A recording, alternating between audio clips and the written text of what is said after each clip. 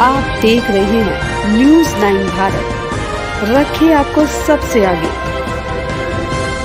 नमस्कार, आप देख रहे हैं न्यूज़ 9 भारत। मैं हूं आपके साथ अंजलि।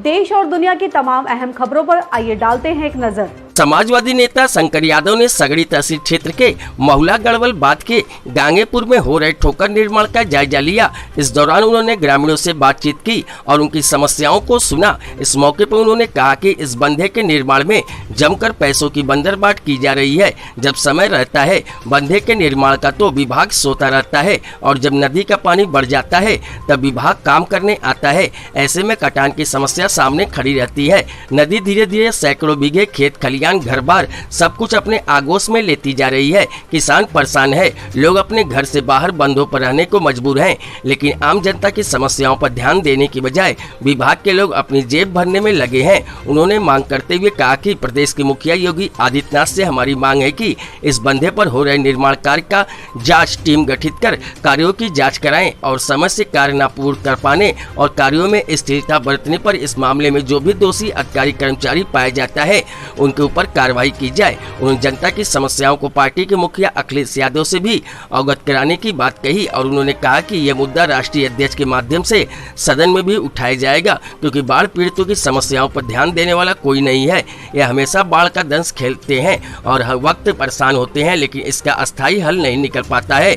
आने वाले समय में यदि मुझे मौका मिला तो मैं इन समस्याओं के निस्तारण का भरपूर प्रयास करूंगा। मुझसे जो भी संभव मदद होगी उससे मैं कभी पीछे नहीं हटूंगा। Bureau report Amit Kharwar.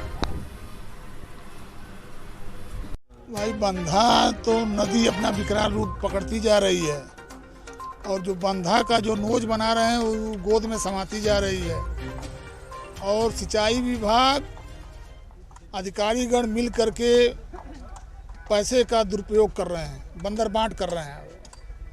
जब नदी को बांधना रहता है या ठोकर मारना रहता है तो पर्याप्त समय रहता है मई से पहले। अक्टूबर नवंबर के बाद जो है मार्च अप्रैल से चाहे तो मार्च अप्रैल और जून तक जाते जाते नदी का रुख मोड़ दें, लेकिन उसमें पैसा नहीं खा पाएंगे। ये सीधे पैसा खाने का समय है। ये 15 जून जब मानसून माना गया है आने का, नदी बढ़ती है, पहाड़ में पानी बरसता है, तो ये बंधे पर चिप्पी लगाना शुरू करते हैं और ठोकर बनाना शुरू करते हैं। ये जानते हैं, चूँकि ये पढ़े लिखे लोग हैं, बाकी लोग मूर्ख हैं, इस नाते ये 15 जून के बाद ये बंधे का रंगाई पोताई शुरू करते हैं और कटान को रोकने के लिए ये कैंची बांध बांधना चाहते हैं, ठोकर बनाते हैं, नोज बनाते हैं।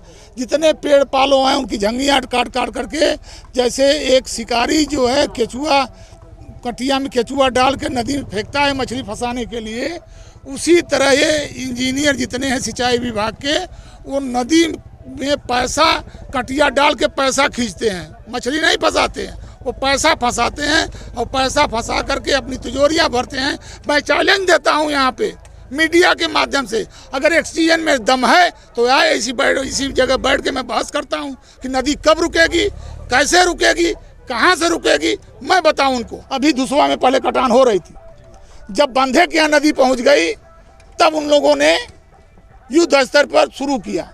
अगर ये लोग अब नवंबर दिसंबर में शुरू कर देते अगर गाँव, तो उसको मार्च में शुरू करते तो मैं समझता हूँ कि नदी को नोज बनाने में 3 महीना बहुत होता है और नदी का कटान अपने आप रुक जाती। लेकिन इनके मनसा साफ नहीं है।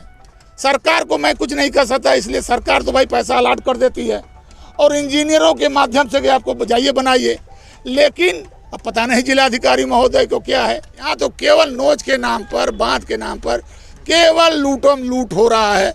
मैं आदरणीय योगी जी से चाहूँगा कि अपनी विशेष टीम भेज करके इसकी जांच कराएं और जो ये इंजीनियर लोग लूटपाट कर रहे हैं उनको आशीर्वाद दे दें कि बहुत अच्छा काम कर रहे हो।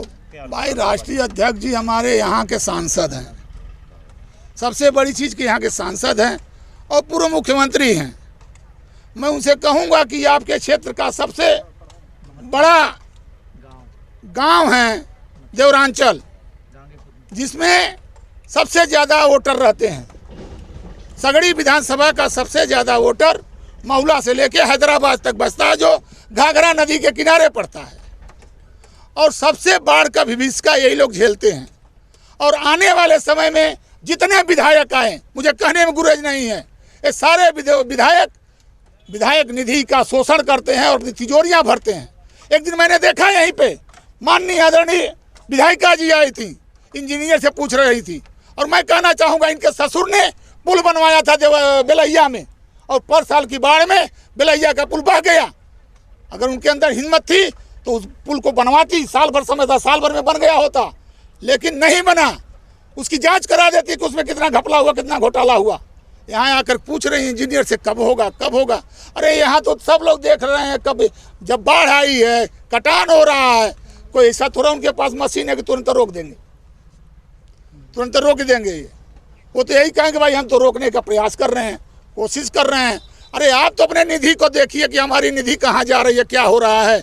हमने अपने निधि से कहाँ विकास का आपने काम किया है। अगर जनता पूछ दे तो आप बबूला हो जाएंगी कि आप प्रश्न हमसे उल्टा कर रहे हैं। मैं पूछना चाहता हूं उनसे कि आप बताइए आपकी निधि कहाँ गई, क्या हुआ बेलैया पुल का? बेलैया में पुल क्यों नहीं बना है अब तक? क्या आपके पास बस नहीं है, आपके पास बजट नहीं है?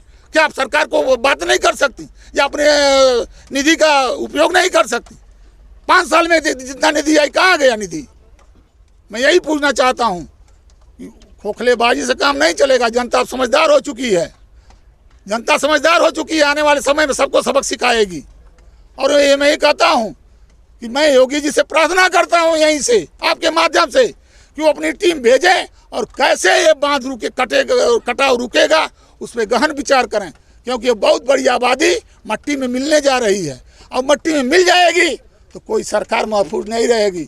जब गरीब का आह उठती है, बड़े से बड़े धनाढ्य मट्टी में मिल जाते हैं और तमाम शासन प्रशासन मिट्टी मलिन हो जाते हैं। अगर ऐसा ही रहा तो आने वाले दिन में 2022 में भगवान भरोसे होगी किसकी सरकार बनेगी। हमारा नाम अशोक लाल यादव है और हम देवरांचल के घाघरा के तट में हम भी बसे हैं।